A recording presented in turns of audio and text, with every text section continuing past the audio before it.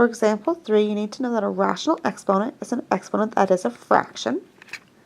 So you're going to have your radicand, your number, to a power, and your power is going to be a fraction. So if it's a 1, that a just has a 1 we don't see, but however, sometimes it's a number over another number, a number besides 1. So that number can either go inside with the a, with the n on the outside, or the n still on the outside, and all of this to that n power. So, write the expression in radical form and simplify. Okay, so I have a. I need to write it in radical form.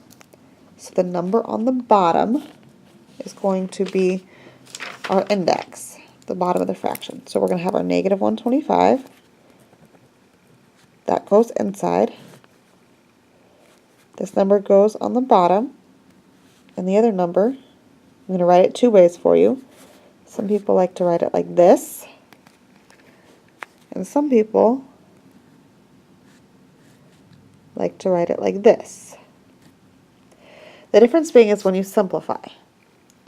If I simplify the one on the left, I'm doing the parentheses first. The cubed root of negative 125 is negative 5. So this one is negative 5 squared, and negative 5 squared is positive 25. I will still get the same thing here. I'm going to do 125 squared,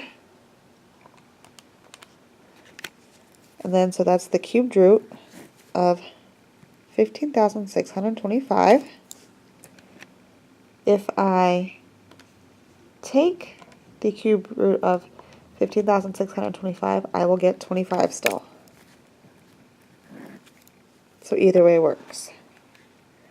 It depends upon which way you feel better, and also sometimes it's easier one way than the other.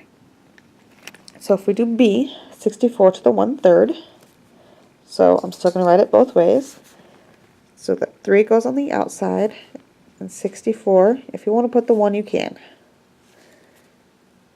Over here, we've got this with the 64 and the 1 on the outside. Okay, 64 to the first power is just 64. So the cubed root of 64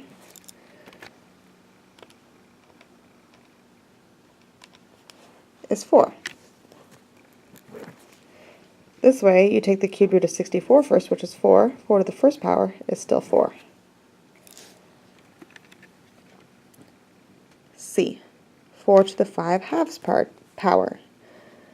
So the 2 goes on the ledge, the 4 to the 5, or you write it 2, 4 to the 5th power. So this is the square root, and if it's a 2, you really don't even need to write the 2. It's the only number you don't have to see is the 2. So the square root of 4 is 2. 2 to the 5th power is 32. This one says 4 to the 5th power,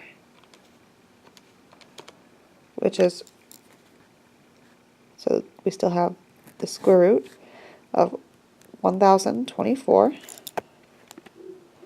So if I take the square root of that, I will still get 32. So you choose which way you want to do this, and each problem may be different. So 625 to the 3/4 power. So 4 goes on the ledge, 625 to the 3rd power. So if I take the 4th root of 625, I'm going to get 5. 5 cubed is 125. Or I take 625 cubed,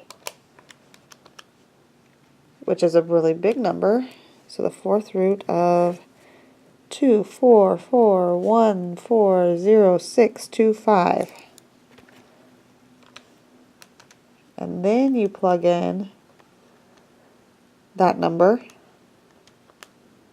and you get 125 still. Like I said, either way works. Try this one on your own.